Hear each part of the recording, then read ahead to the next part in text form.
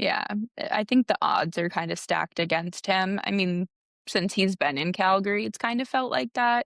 But this is a really tough blow for him. And like you said, w- where is the medical staff? It just feels, I don't know if negligence the right word, but it feels irresponsible to let these guys just keep playing through this stuff. And it's not like the Flames are playing for anything. Scores! Johnny Gaudreau sends the Flames to round two. Moose truck stage and scores! In line, shoots, stop, rebound, score!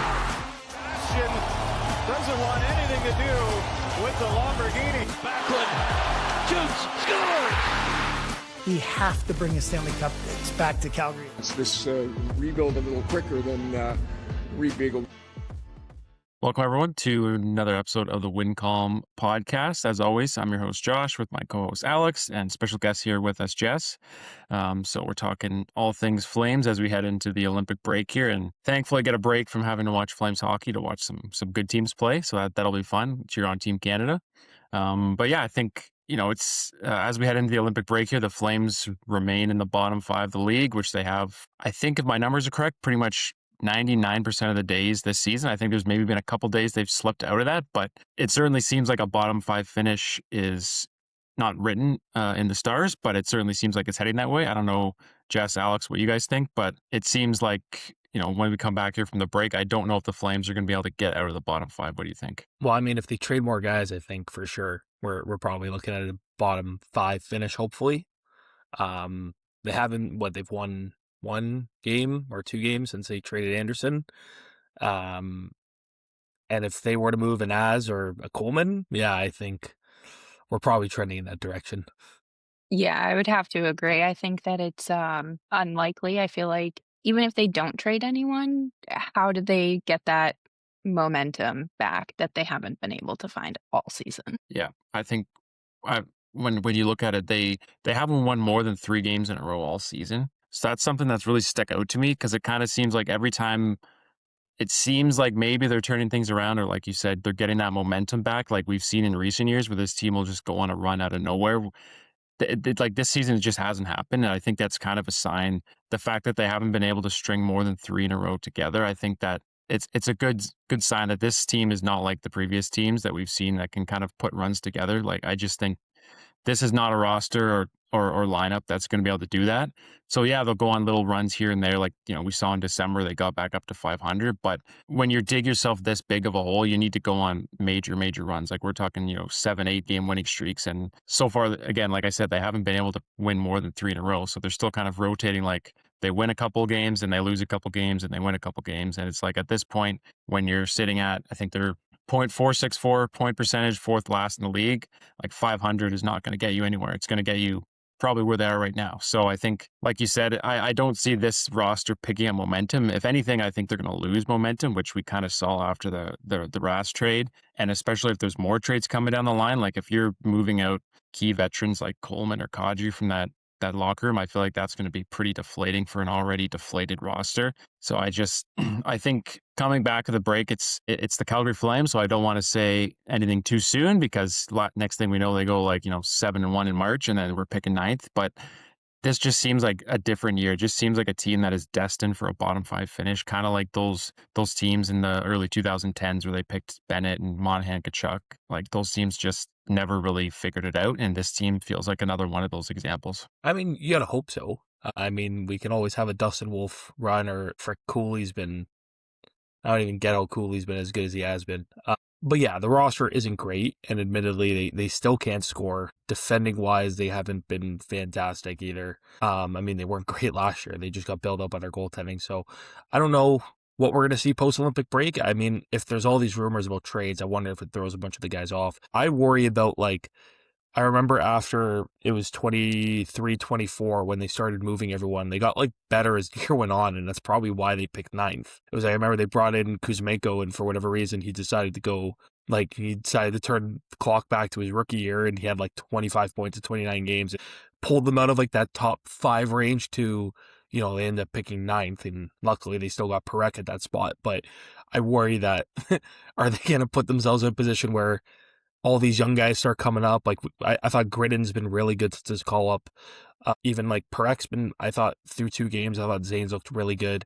Brustevich is going to get more time, I'd imagine. And then does someone like Stromgren get another chance? Karen's get another chance. And these guys are going to be motivated to want to play and stick around, especially going into for next year. So, and now with the Huberdeau injury, that opens up another spot for one of these kids to come in and make an impact. So I wonder how that'll affect them. But again, how impactful has Kadri been this year? He's been really impactful for a team that as bad as the Flames are. And same as with Coleman. I mean, Coleman's been so good for them, when he was healthy. And I imagine he'll be back to full health when he gets back from the break. So yeah, start doing that sooner rather than later when they come back from the Olympics.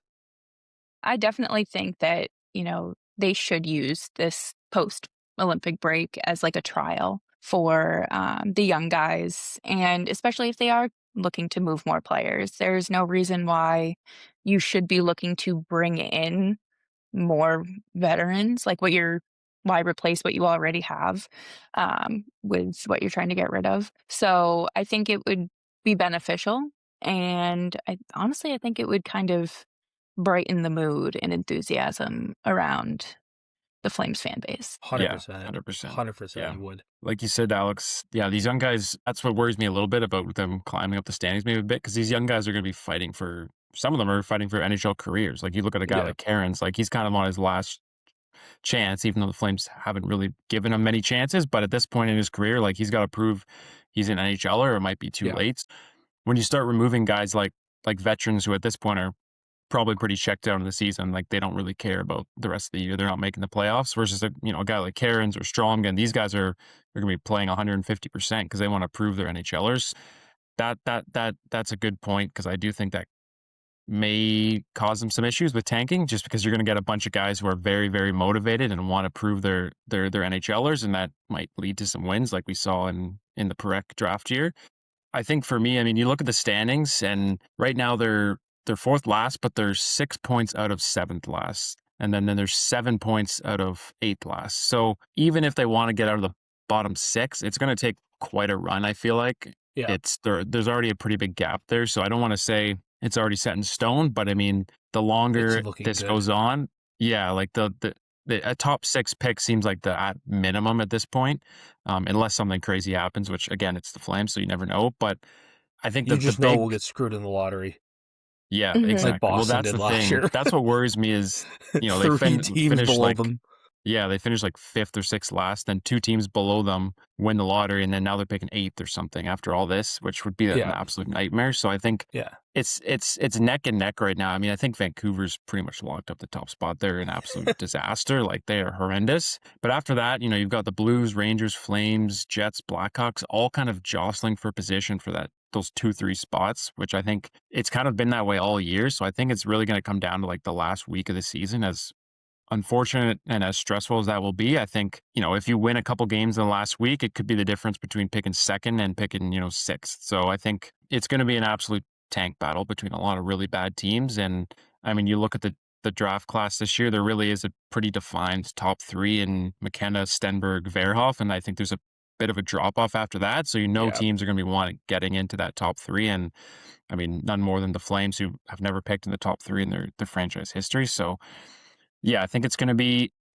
as much as I am glad the Flames are finally tanking, I didn't anticipate it would be this stressful, because I'm just like freaking out every game night, checking the scores. Like, please don't climb up the standings. Like, please get us a top 3 pick. So I think once we get back from the break, it's going to be a mad dash in those, couple weeks before the deadline, and then a couple, few weeks until the season ends, where it's just going to be, touch and go on whether the Flames are picking top 3, or, are we just going to be picking 7th, 8th again? I think it's still really up in the air, which is a little concerning. But I think at least we can say there's no chance this team's not picking the top 10. So that's a win to some degree, at least.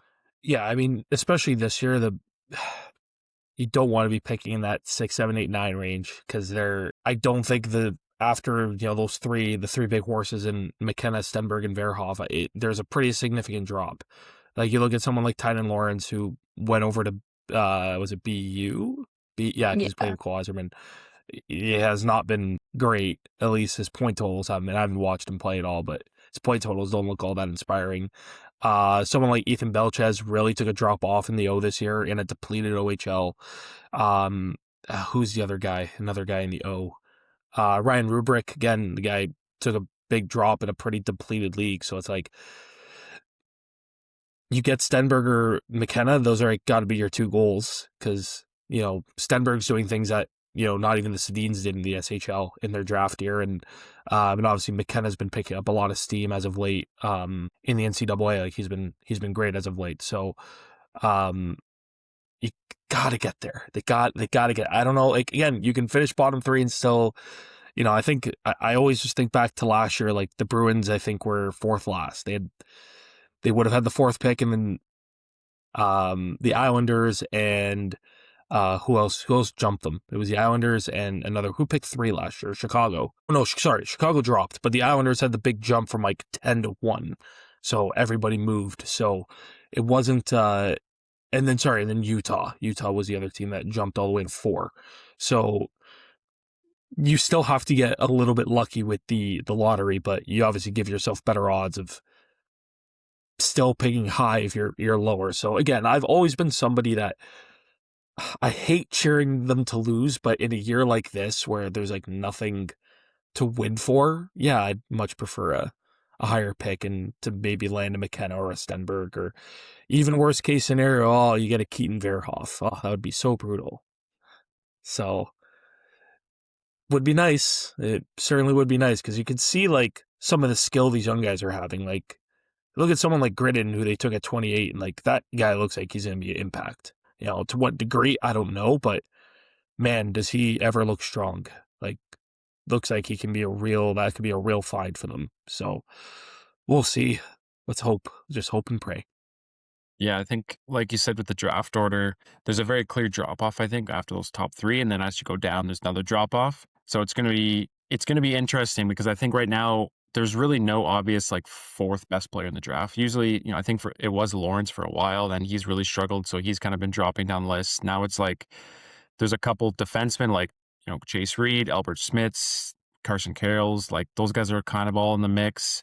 And Caleb Malholtra's kind of shot up draft boards, who's one of the only centers in the top of the draft. So there's kind of 100 different directions you could go outside of that top 3. So that's why I think it would just be so nice if the Flames could just finish in the bottom 3, and then okay, even if it's Verhoff, it's a defenseman, but it's a potential future number 1. Like, any of those top 3 big guys, you're more than happy to walk away with. After that, you're kind of in a tough spot where it's like, do we reach on a guy like Vigo Brourk, maybe, even though maybe he shouldn't go 4th, but he's got the upside that some guys don't? Do we just make the safe pick and a guy like Albert Schmitz, who's like a very good fit as a left shot defenseman, but realistically, the upside isn't exactly what you would hope for from a 4th overall pick. So I think if the Flames are in that 4 to 6 spot, it's going to be really interesting to track how the draft boards are looking heading into draft night, because there's really like probably 5-6 different directions you could go. And as much as it would be disappointing for all of us, I think it's very likely that they end up going with a defenseman in that spot, just because there are so many good defensemen at the top of this draft, and it's a pretty weak one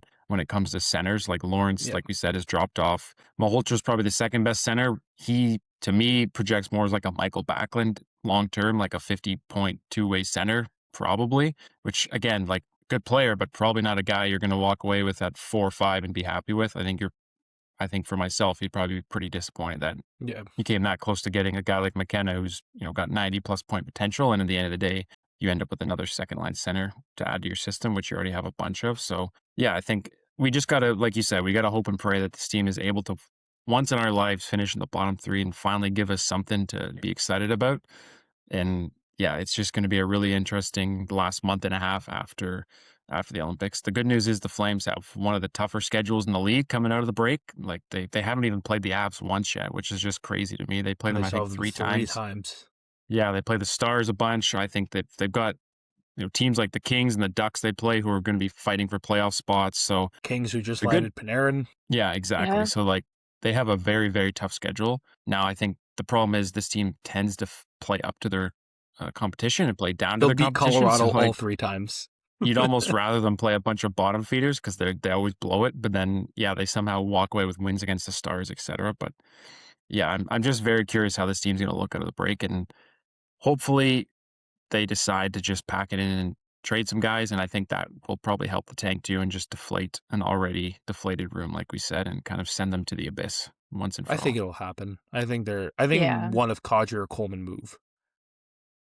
I think it's been Yeah. written on the walls for a while now that I don't know. I don't know how much I trust Nick Kypreos, but he said that Kadri went to the Flames and said, "Yeah, like I would like a trade." I don't trust it unless it comes from Friedman, or if Bob McKenzie ever steps out of his chair and says, "Oh, I heard this." I don't really trust any source, or even like when it was like Ryan Leslie when he was still like with the Flames. Like those were like the kind of guys if you saw them put something out, it's like, "Oh, like yeah, that's probably pretty legit."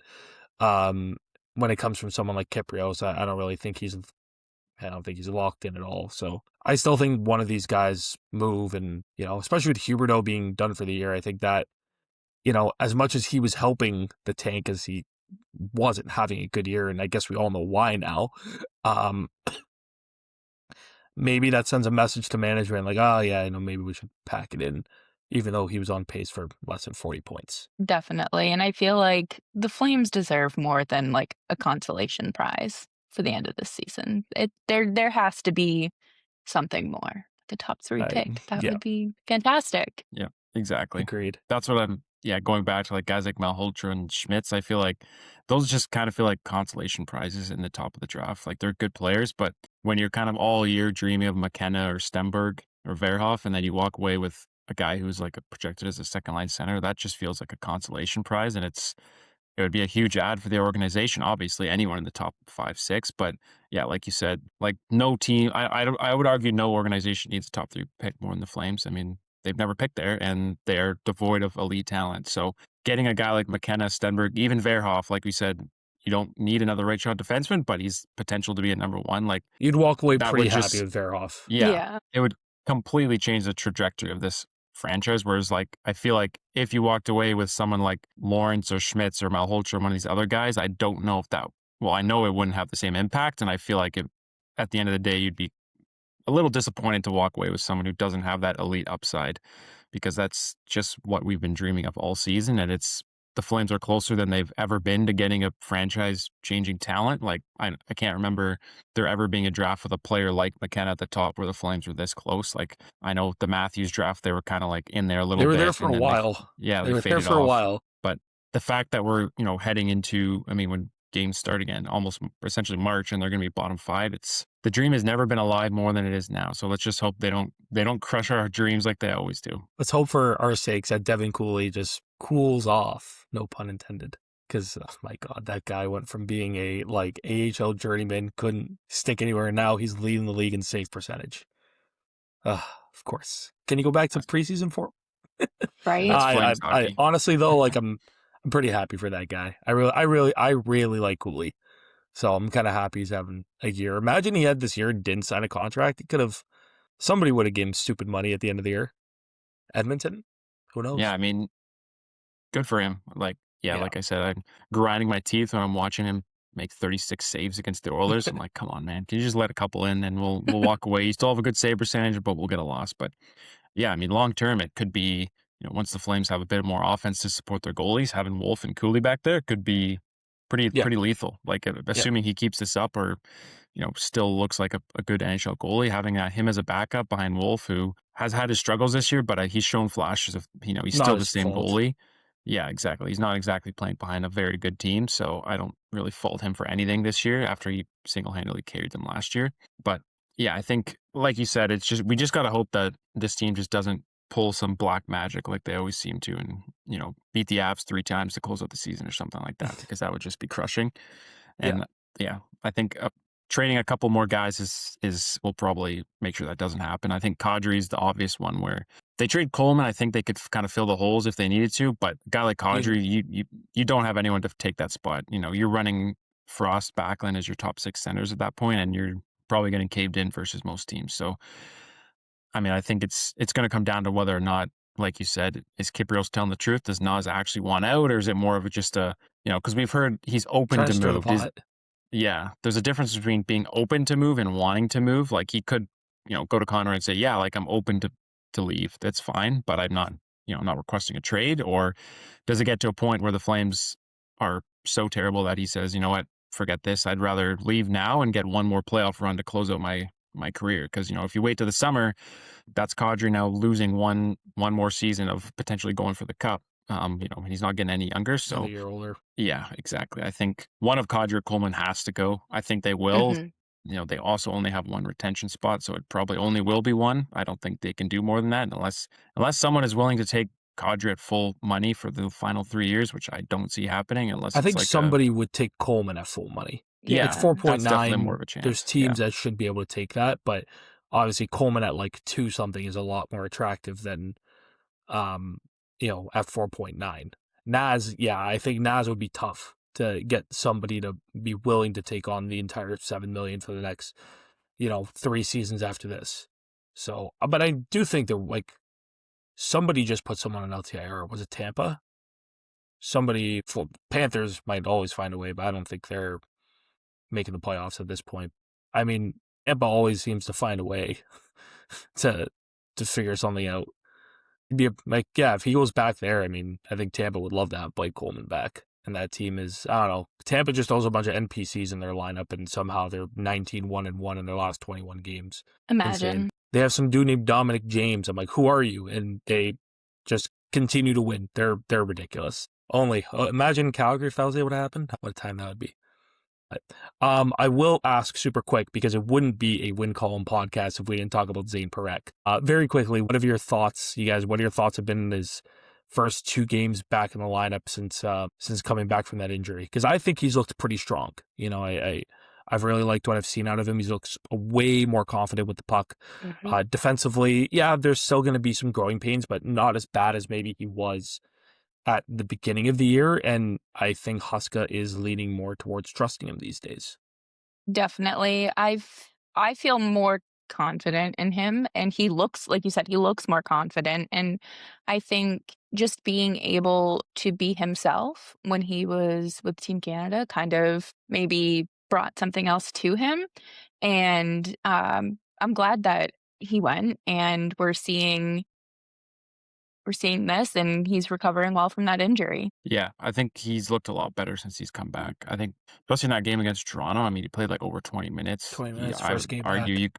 you could say he was their best defenseman. Like he was making a lot of things happen. Like you saw what you've come to know about Parekh. Like we've seen him do it at every level. Maybe not the NHL yet, but I think that was the first case where in an NHL game he looked like a very, very impactful defenseman. Like he was making a lot of plays in the offensive zone. He's very good on his defensive zone entries. Like he's got an active stick. He was making good plays, getting the puck out of the zone. Like he just looked way more confident than he did at the beginning of the year, and I think way more healthy because I think he probably was a little banged up when he first started the season. And the fact that Huska of all people trusted him to play over 20 minutes. He was out there late in the game in the biggest minutes. He played power play minutes. Like just the fact that he was able to come back and look like that in the first game, and he hadn't played an NHL game since I think November or something. So we're talking like 2-3 months at this point. The fact that he looked that confident, like you said, I think the World Juniors had a huge impact on him. And even going down the AHL, I mean, he Yeah, dominated down there. He had huge. 5 points in 4 games or something like that. So it's the game against the Oilers. I think he took a bit of a step back. I think he only played like 12 minutes. That was more of a kind of high intensity game than the Leafs game, I guess. But um, even then, he didn't look out of place. Like he had a solid game. So it's unfortunate that I think he can't just play in the AHL because I think that's absolutely the perfect situation for him. He Yep. gets to play against bigger, Agreed. stronger players, but not at the level of the NHL, less risk of injury, and he can go down there and be a top pairing guy in the AHL and just dominate. So I do wonder next year, kind of looking at next year, whether or not they start him in the AHL. I mean, you look at their current situation on defense, assuming no one's traded, they've got 8 guys under contract Yeah. already next year. So someone's got to move, and I feel like Parek's probably the natural guy that you're gonna say, okay, start him in the AHL, give him even if it's only like a couple months, and then you bring him up around Christmas or something. I just think there's certain plays where you watch him like, oh man, I'm terrified because it looks like he could just get absolutely crushed and then get injured again. He's still very small in frame and he puts himself in dangerous spots. Even in the AHL, there was the one play where he just got absolutely crushed Chernyshov. by, yeah. So I feel like next year, couple months of AHL action isn't the worst thing in the world. Yeah. Like, Big gritted at, where maybe he makes a team out of camp and then yeah, send him back down, and then by, post-Christmas, you bring him back up and he's looking a lot better.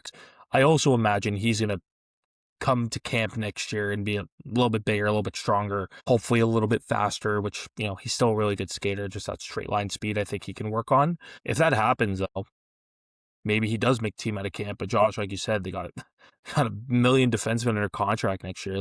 That right side is already so flooded. Like, you got Uyghur, who I don't think they're moving, even though I think they're taking calls on him. White Cloud, who they should be moving, but it doesn't look like they want to. And then you still have Pahal under contract for another year. And then you got Brustevich, I think is an NHL defenseman at this point. And then you got Parekh. So like, something's got to give. I don't know what the plan is going to be with like Hanley or Kuznetsov or, obviously Ball's going to be there. Ball's been so good this year. I don't know. Like, I don't know what their plan is. Like, if it was up to me, White Cloud would be gone tomorrow, if they were able to move him. And I've liked what I've seen from him, but, they moved Anderson because of, the flood on the right side of how many right-handed showing defensemen they have. And Anderson said it himself. Look at all these guys coming. I'm kind of the odd man out. Now they have White Cloud, and it's like he's the same age as Anderson, and they've put themselves in the same position now with White Cloud, where the last couple games, Brustevich has been just sitting and watching from the crowd, which that should not be the case. That right side, if it were up to me, would be Uyghur, Parekh, Brustevich. But, God forbid they move a guy, because that's the Flames for you. I don't know. White Cloud should be gone, before the deadline. I think it would be smart asset management, because I think you get a couple picks back for him. Mm-hmm. And then you go from there, because Conroy said it. He wants Parekh and Brustevich playing big minutes. If that Leaf game was any indicator, like that last minute and a half of the game where the Flames were trying to tie it up, they had one defenseman on the ice. Who was that defenseman? It was Zane Parekh. You got to get him in more of those opportunities, and I think you got to get Brustevich in more of those opportunities. I think he's looked, as excited I am for Zane, I think Brustevich, like there's a ceiling there with him. Right? He looks steady. He looks like Anderson when he was a rookie. He may not be a top 2 guy, and he's not going to put up a crazy amount of points, but I think, you give him the right situation, you're looking at like maybe a 40 to 50 point top 4 guy, and he's been solid defensively. Like, it was the same going back to the AHL. So they got to make some room. I think we've all been saying it since they made the Anderson trade to get White Cloud. Got to make some room. Something's got to give. Yeah.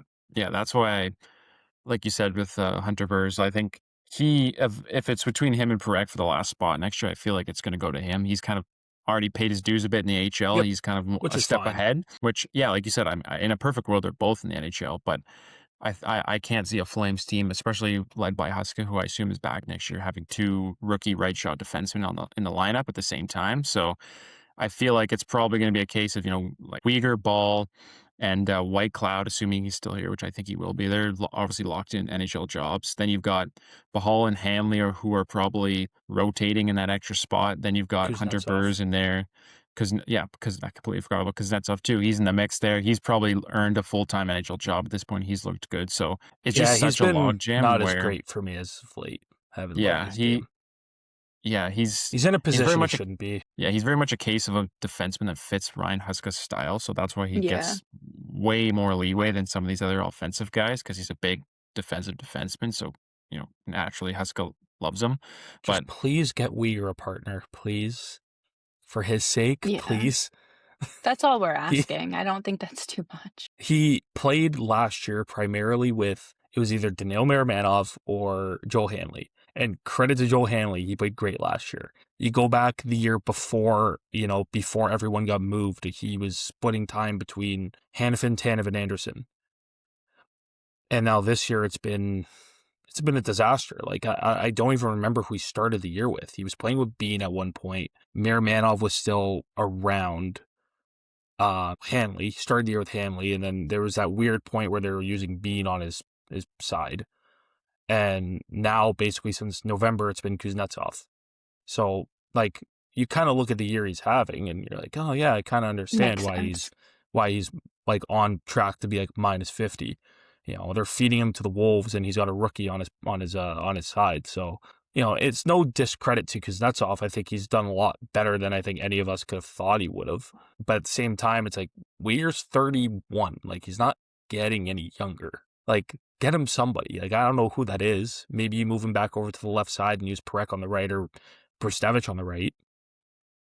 I thought Uyghur has played his best hockey as a Flame on the left side. Maybe outside of last year where he played primarily on the right with Hanley. I don't know. It's food for thought, I guess.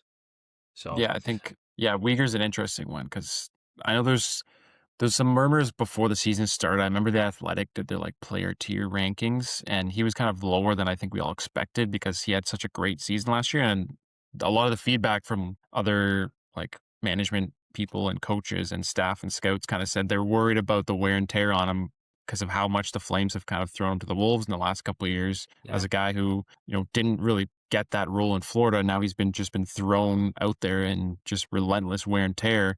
How is that going to catch up to him? And I feel like this season it kind of has a bit. And I don't think it's a permanent case. Like he's still only like 31, 32 years old, but you're definitely seeing that this season as a guy who's kind of just been the guy for a bad Flames team for now 3 years, where he's just been constantly thrown out there with 100 different partners in every situation, and it's starting to have its toll. So I think no one needs a refresh over the summer more than Uyghur. I feel like I think he can come back refreshed and look like his old self, like a true number one defenseman next season. It's again, he's not old. He doesn't have a ton of wear and tear before coming to Calgary. But yeah, I mean, you look at the numbers and his even strength goal differential is -34, which is last place in the league. The only person who's also below -30 is Tyler Myers. It's just been that kind of year for Mackenzie Weegar. But I feel like versus other years where we've seen these type of numbers from a guy like Yuri Sharangovich or, who have just had dreadful years, I fully believe Weegar can bounce back if they find him the right partner. They put him in the right situation. That's just what he needs. And I think having a stable partner would probably do some wonders for him too, and just not constantly having that revolving door. Yeah, Yeah, you gotta just exactly. stick him with somebody and just say, "This is your guy. Figure it out." I Mhm. think he's been better as of late. I think since the Anderson trade, he's kind of taken over the reins, obviously. So I think he's been a little bit better. But yeah, it's a tough year for everybody. It's not like everybody's had.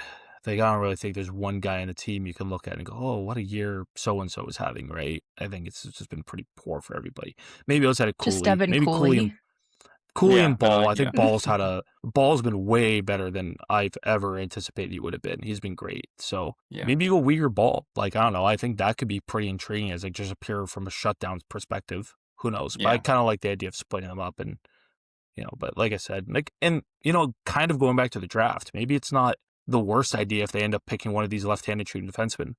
I don't know Yeah. what, like, because is Reed? No, Reed's a right shot, I He's a think. But right like shot. someone Yeah. like Carson Carls, who is a left-handed shooter, like I don't know how far out he is from being NHL ready, and obviously Weir's got kind of he doesn't have a clock on him yet, but like he's not getting any younger. Maybe that's somebody that you can target. I don't know. I wouldn't target it just for specifically for Uyghur, but yeah, I would love to see them do something and find him something, which is why I think they were so hard after trying to get Keandre Miller last year. Like, I think him and he probably would have been kind of a perfect match there. So I don't know what you do this offseason about it. Maybe kind of go into it and see if he'd want to go back to playing the left side, and you can saddle him with Perek or Brustevich and just say, let's see what we can do here. I don't know, because he hasn't really played the left side that much this year. He's been primarily on the right. So I know in Florida he played a ton on the left, and like I said, those first couple years in Calgary, he was like primarily on the left side when he was like with Tanev, or Anderson, right? So who knows? Who knows? Speaking of Florida guys, we'll get into Huberdeau, I guess, because that came as a shock, I think, to all of us. We're like, hip surgery? So he's out for the year. Hip resurfacing surgery he's having. So it's the same surgery that Patrick Kane had, same as John Klingberg and a couple guys. So, I mean, it's weird to me that like he wanted to play that Edmonton game. And again, I don't love the idea of playing these guys injured. And I get it's the hockey player mentality that these guys want to play. And we saw it, in that weird bubble COVID year with Monahan where, stories come out that he was barely able to walk. He wasn't practicing. And it's like, okay, I don't really love that. But him being out for the year opens up a spot on the roster for somebody to come in. But I do wonder about the long-term effects of this, because not everybody comes back from the surgery at the age of someone like Huberdeau. And gets back to form. So I do wonder about that. Yeah, I think the odds are kind of stacked against him. I mean, since he's been in Calgary, it's kind of felt like that. But this is a really tough blow for him. And like you said, w- where is the medical staff? It just feels, I don't know if negligence the right word, but it feels irresponsible to let these guys just keep playing through this stuff. And it's not like the Flames are playing for anything. No, and they I think said that's the this. issue is And they said they he was dealing with this from the summer, which I was like, yeah, why was he even? Right. So like, I'm assuming when he missed the first like whatever many games of the year, I know he got hit in preseason, but I do wonder if that was part of it. And I probably. mean, it kind of Yeah. like if you've watched him play this year, it's like he wasn't even putting like 3 or 4 strides together. It's like he obviously like hasn't looked amazing as a Flame, but like last year you can be like, oh yeah, like he wasn't a $10.5 million player, but you can argue he was a $7 to $8 million player last year, and it was like completely different player that came back this year. It's like he's not carrying the puck, he's not skating. It's like we all thought it was just like age and father time, but there's very clearly something wrong with him. Yeah, I just find that so dumb. It's like, dude, like just like, what are we doing? You could have taken the year. Now you've played through it. Now it could have gotten worse. And the scary thing with hip injuries, and we saw it with Monahan, is that once you have the surgery done on one side, odds are pretty high that you got to get it done on the other side. So like you're basically taking like who knows if he's even ready for camp next year. Right. But then if this happens again, that's another year of his career, kind of gone. And like I get it, like Huberdeau hasn't been a great Flame, but like you still never want to see that, like I want the guy to succeed. He's the highest paid Flame in NHL in Calgary Flames history. This isn't a guy you just want to see get LTIR'd for the rest of his career. I want him to play. You want him to be part of the solution because he's not going anywhere, Yeah, that's the thing for me. It's like you have a long-term investment in this player. Like you've still got him signed for multiple more seasons at $10.5 million. Like it to me, the logic would be to protect your investment and shut him down and say like this isn't a guy who's on an expiring deal. Like again, you've invested four more years in him at $10.5 million. Like that, I just don't understand the logic in letting him play out this season. Like Jess, you said, there's nothing to play for, but I think the issue is the Flames think there is because of what happened last season. They probably came to this year thinking we got to make the playoffs. So, Hubie, if you can just play through this, play at 75%, which he was clearly lower than that, but just grind it out, because we'll try to make the playoffs this year. Then you can have the surgery in the summer. Whereas I think anyone with half a brain knew that the odds of the team making the playoffs this year were pretty slim. So you've got a player who's already 32 who, like I said, you've got multiple more years invested in. Like this is a guy you're paying a lot of money to play hockey for the next 4 years. Why not shut him down and say, yeah, you're going to miss this season, but realistically, we're probably not going anywhere this year. Come back healthy in the next season, and then hopefully, that those final 4 years of your contract can be a clean bill of health, and you can come back and look more like the Jonathan Huberdeau we know is still in there somewhere. It just doesn't make sense to kind of, even if he started the season, by the time it's November-ish, they'd won like 5 of their first 21 games. Yeah. From that point on, your playoff odds are like sub 5%. Why are you shutting him down in February? Like there was so many signs that this was a lost season. And it just, to me, yeah, like same thing with Monahan all those years. I think he just grinded it out for very middling rosters that were just trying to sneak into the playoffs. And luckily for him, he was able to finally get healthy once he left Calgary and Montreal gave him the time and he kind of had a career resurgence where he looked a lot better.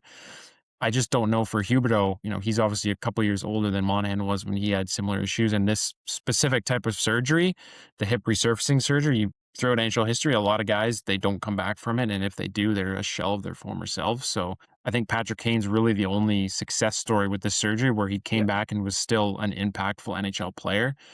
Guys like Nicholas Backstrom, they had it. They came back for a time, but he wasn't able to stick in the NHL anymore. He wasn't able to keep up, and now he's over in Europe. Guys like Ryan Kessler, Carl Hagelin, Ed Jovanovski, like these guys have all had it and just never played NHL games again, or only lasted a season or so, and they just weren't able to keep up. So I think there is very real concern at this point for a guy like Huberdeau, who going into next season, he's going to be 33 years old. Can he keep up, or is this a case where he's pretty much cooked at this point, and his career maybe it's not over, but he's not going to be a guy who's ever going to be an impactful player again, which for the Flames is obviously a nightmare. As we know, like I said, with the how much they have invested in him still for a few more years. So the logic behind making him play through it versus letting him sit the year out, rest, recover, and hopefully come back, get a full 12 months off of hockey and come back next year, hopefully ready to go. Like we saw Patrick Kane come back, and now he's not the same Patrick Kane, but he's still an impactful player for the Red Wings because he took that time, he had the surgery, etc. So it's going to be interesting to see the fact that Conroy kind of came out and said, well, we don't really want to put a timeline on it. And when your GM's saying that in February and he's not ready to commit that this player is going to be back at the beginning of next season in like 8 months or whatever, that's already a pretty major red flag to me. So I feel like they're kind of prepared for Huberdeau to not be ready for the start of next season and really just kind of out indefinitely. Let's see how he recovers from this surgery. And it kind of seems like a surgery where it's like, this is more of like a quality of life thing where it's like, let's make sure Yeah. when he's older, he can actually walk and play with his kid and not be in constant pain all the time. Hockey kind of is like a secondary importance, obviously, for this type of surgery. It feels like where it's at the point where you're in your mid-30s, you're getting a surgery like this.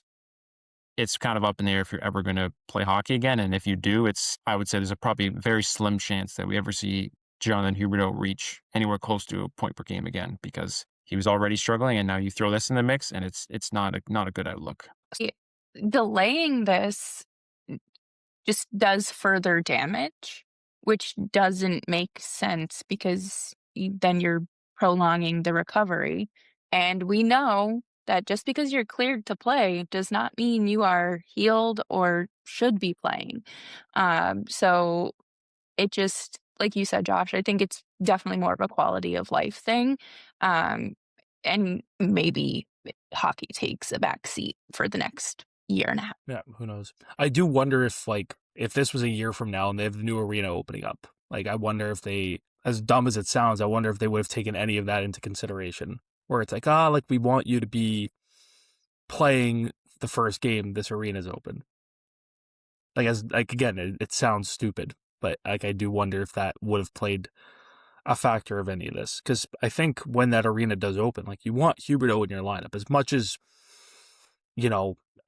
he's not been an impact for this team since arriving, he's still a leader in the room. I think that's a guy they want in the lineup when that rink opens. So I just hope for his sake, like he's able to get healthy and maybe we can see a version of him that we saw last year, right? Where, yeah, he's still not a $10 million player, but can he still contribute in a way that helps your team? Like, let's say fantasy world here, they get a McKenna this year or a Stenberg. Next year, they're probably still bad and they land. I don't really know much about the draft next year, but let's say they get another top 3 pick. And then you go into that new arena with all this young talent. Maybe you can revitalize someone like Huberdeau having that much talent on his line. I don't think he's had that much talent to play with since arriving in Calgary. Is it a stretch to say that these last few games with Matt Vaigrinnen might be the most skilled player he's played with in Calgary? I think maybe it's a bit of a stretch considering he played with like Lindholm and, I guess that's really it. Toffoli's pretty good, but it's just dumb. I think if this was something that was bothering him in the summer, they probably should have looked at it in the summer as opposed to, because then he got like the injury he had in preseason. He just got like killed. Like I think he was that when he ran into the post? Yeah. Or like that, I bet that didn't help. So, like, I don't know. I feel like that's just something they should have looked at, like in the summer. Hey, maybe let's get this done now. Let's not have you play. And then he goes and he gets thrown into the post. That doesn't help. So I don't know. Like I said, I hope for his sake because as much as like he hasn't been great, like I still like Huberdeau, as dumb as it is to say. Like I do like him. He seems like I feel bad for him because he's probably like, watching him playing and be like, man, like I used to be good at this, like I mean his bank account's gonna be fine, but he's probably looking at it like, man, like I used to be a point per game player every year. I used to dominate, like what's happened. And obviously Florida winning back-to-back years and Tkachuk being at like the center point of all of it, it probably hasn't helped him at all. It's like you almost feel bad for the guy, even though he's making 10 and a half a year and to play hockey. So I don't know. For his sake, I hope this goes as smoothly as it can. Who knows if it will or not. Yeah, I think I've kind of always looked at Huberdeau since he's come to Calgary and struggled is kind of like, can we turn him into like a Jamie Benn, Tyler Seguin situation in Dallas, where both those guys kind of took a step back to being the stars of their team and had some years where they really, had like 40, 50 points. And then the Stars kind of brought in a new wave of talent. And then both Ben and Seguin had a bit of a resurgence on a teams where they didn't have to be the guys anymore in Dallas. And even though they had bloated cap hits, they were able to fit them in and take a back seat to the younger star players, but still play impactful roles as leaders and good, second line players on their teams. That's kind of always what I've hoped for with Huberdeau. Like if, like you said, if we get a guy like McKenna or Stenberg, like Ken Huberdeau in a year and a half or something, can he come back and he's never going to be 100-point Huberdeau again, but can he be a guy who can put up, 65, 70 points on a good team as like a good veteran second liner? Yeah. And, as the cap continues to go up, his 10.5 looks less and less worse. I mean, it's still terrible, but it's a case where it's a lot easier to fit it under the cap, especially Well, like we yeah. saw in Dallas, where they had so many young guys coming up that are making small dollars where you could easily just fit Ben and Sagan under and no one really talks about it anymore. So I think that's kind of the end goal at this point. Like we know Hero's never going to be the guy we thought he was going to be when he came to Calgary. He's not going to be this superstar 100-point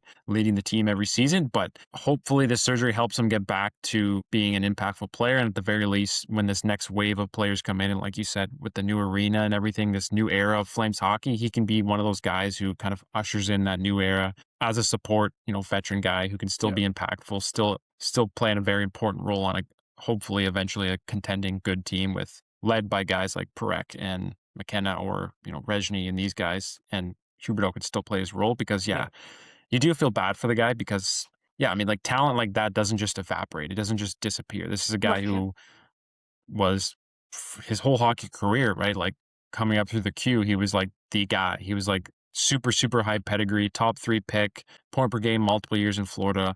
And then something just happened in Calgary where it just hasn't worked, but that talent is still there. So you hope that as the Flames build a better team around him and he doesn't have to have the pressure of being the go-to guy anymore, he can find his game a bit and have a role. And a new arena, new era. Hopefully that can kind of take us into Huberdeau having a better legacy in Calgary, because like I think right now his legacy is not not the best if you would ask the average Flames fan. But hopefully he can recover, and by the end of his contract, people will look back on it a little more fondly and say he helped usher in that next era for the Flames. Hopefully. Yeah. Hopefully this is kind of like a benchmark and we see, oh wow, look at how much better, I guess, or more impactful he's being than what he has been. And you have to think about, what if this is the end of the Jonathan Huberdeau era on the ice, not on paper. Yeah. It's man, if you would have told me when they made this trade in 2022, this is how it'd be going, I'd be like, you're nuts. Because he was I remember like looking it up, like when they made the trade, like over the prior 5 years before the trade, he was like top 5 in scoring. Like he was one of the more prolific scorers in the entire league. It wasn't like he did that. It was that 1 year, and where he had 115 and that was it. Like he was consistently like an over a point per game player. He had that 92 point year, the COVID shortened year. I want to say he had like 61 and 56. He blew the doors off with that 115 point year where, I know there was a lot of secondaries and a lot of power play points on that in that year, but it wasn't like the year like Gaudreau had. It's like where 90 of his points came in even strength.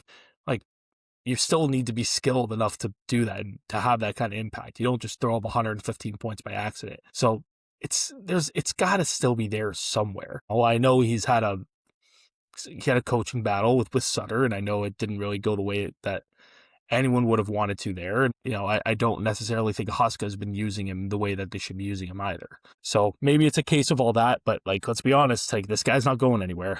Like nobody is taking this player. So I think both sides, like I've written about it like a bunch of times. Like I don't think either side is happy with this marriage. I think both sides would happily be let's move on, but I think James had said it, like, don't give him a get out of jail free card. Let him play this out. Let him figure it out, because, you've invested so much into him. And like, even if you were to trade him, if you could, or you buy him out, you still have to pay this player a ton of money not to play for you. Like that buyout post that I did, like the first like 4 years, like his cap hit is 10.2, 10.2, 7.8, 10.2. and then after that it goes down to like 800,000. It's like you're still paying him so much money to not play for you. And what if he does go somewhere and he finds his game again? You know, it's like, how bad does that look on the organization? So, they're gonna have to figure it out at some point. Like, they're just gonna have to be, all right, let's do it. Like, let's, this is what your role is gonna be moving forward, and hopefully both sides can be okay with that. For his sake, I hope he can. Like Josh, like you said, if he can develop into like a Sagan Ben kind of player, where he's making way too much money, but he's still producing in a second or third line role while the stars of the team are carrying, it doesn't look as bad. Because like even today, like, that $10.5 million cap hit sucks, but it doesn't look nearly as bad as I thought it would have. Because you would have thought the Flames would still be competitive today, and you're like, oh, 10.5 is really hurting us. Like, it's not hurting them at all. They're so beneath the ceiling of the cap, where it's like it doesn't even matter to them. And like, you move off of Naz, you move off of Coleman, like, money doesn't even matter. It's not going to matter for a while, at least. So we'll see.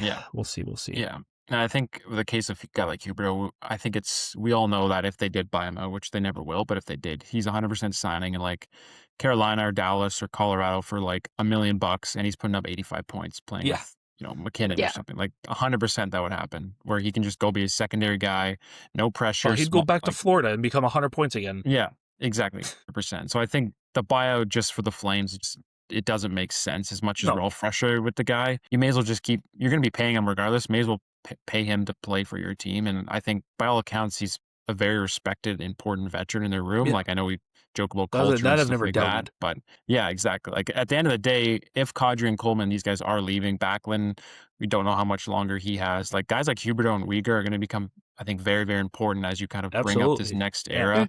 Like, look at the way Huberdeau took a guy like Pelche under his wing. Like, he's, as a guy who was a star in the queue, he was a top 3 pick. He knows what it's like to have the weight of the world on your shoulders. Like, he knows what it's like to go through that. So I think he's a very useful guy in the room, even if he's not as impactful on the ice, as he can still be a guy who can help usher in these younger players who, are new to the NHL and new to these type of pressures. Like, I mean, you bring in a McKenna, I would absolutely feel like a guy like Huberdeau could take McKenna under his wing and kind of show him the ropes, like, because he knows what it's like to be that type of player and have that type of pressure.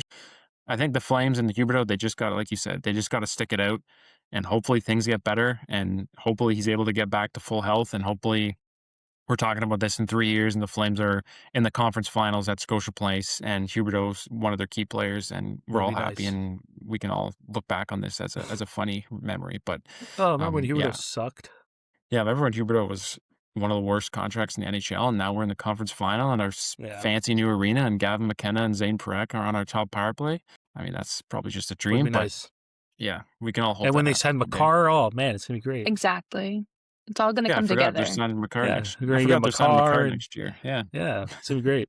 Very quick, like, it's gonna be not Flames related. Olympics starting, Canada, like, for the men's side, they start on Thursday. Do you guys think they're gonna win? And if so, leading point scorer for Team Canada. I'm gonna say they're gonna win. I hope. I'm gonna be optimistic. How do you doubt McDavid? Either McDavid or McKinnon. I'll take McKinnon as lead point scorer. He's having such a year. I guess McDavid is too, though. But I'm very excited for this. Should be lots of fun. Yeah, I would say McDavid is a lock. Yeah, go Team Canada, honestly. Yeah, I think the States are the only team who could realistically knock them off. Finland, they always do well in these tournaments. No Barkov. They have no Barkov, which is a gigantic loss. Sweden has no Leo Carlsson or Brodin. Those are huge losses. Like, I think their 1C is like Mika Zibanejad, which Canada could just eat that up, like, with the centers they have. What do you even mean? The States, I mean, Jack Hughes is banged up. Matthews looks like a corpse. Like, even the States, I think, is... I find it so hard to bet against a team that has McDavid, McKinnon, Makar, Crosby, Celebrini. Like, that's just... Those arguably the 5 best players in the world, or the 4 best players in the world. Like, so my only fear is Jordan Bennington does Jordan Bennington stuff. And I don't think he plays. Canada trusts them too much than they should, but it'll be interesting to see how they kind of divide up the goalie starts in the round robin, because, like, those games at the end of the day should be blowouts for Canada, all 3 of them. So it'll be interesting to see how they line their goalies up. But I think McDavid, yeah, point scorer. He seems he did the Players Tribune article, and he seems like more locked in than anyone I've ever seen in my life. Like Yeah, he's a guy who has been waiting so long to play at the Olympics, who should have been there at the last Olympics, obviously, and you could argue he that's should have been true. there in 2018 too, and he's missed on both of them. So I think there was like a quote or something where about like someone asked him about going to watch the Olympics and how fun it is to go watch the other sports, and he's like, "Oh, well, like I'm just here to play hockey. Like I have a job to do." So he just seems more locked in than ever, and I think the Oilers kind of being blowing it 2 years in a row is kind of have a chip on his shoulders. I think he's gonna go crazy. I want to see him against like France and stuff. See what that looks like.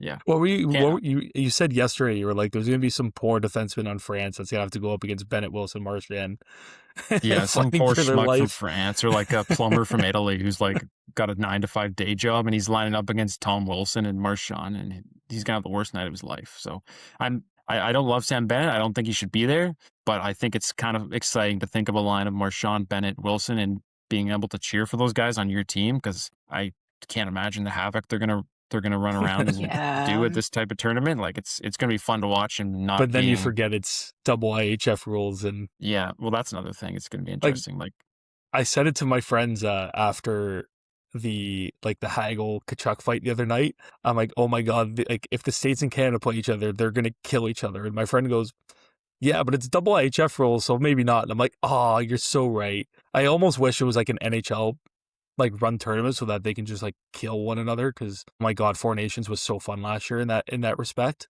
So, but yeah, the hockey will be really good though. Like that's not, I'm yeah. like not worried about that at all. The hockey's gonna be so good. Yeah. I think that's another thing that honestly lends into Canada's favor is like it's going to be more skill based because of the rule book's going to be more stringent. Which, yeah, when you have guys like McDavid and McKinnon and all that, it's And a it lot was, easier to just dominate with skill if there's not going to be a bunch of mucking and grinding. Which I think is how the yeah. states tries to beat Canada, and they've come close. Hasn't worked yet, but they seem to get closer every tournament in playing that grinded down style. So hopefully the IHF rules kind of help Canada a bit and a little less clutch and grab, and McDavid and those guys can do their thing. Yeah. All right, thanks everyone again for listening to another episode of us ramble the Flames and Jonathan Huberdeau and et cetera, et cetera. We'll catch you in the next one and make sure to like, subscribe on all your podcast platforms of choice. See you later.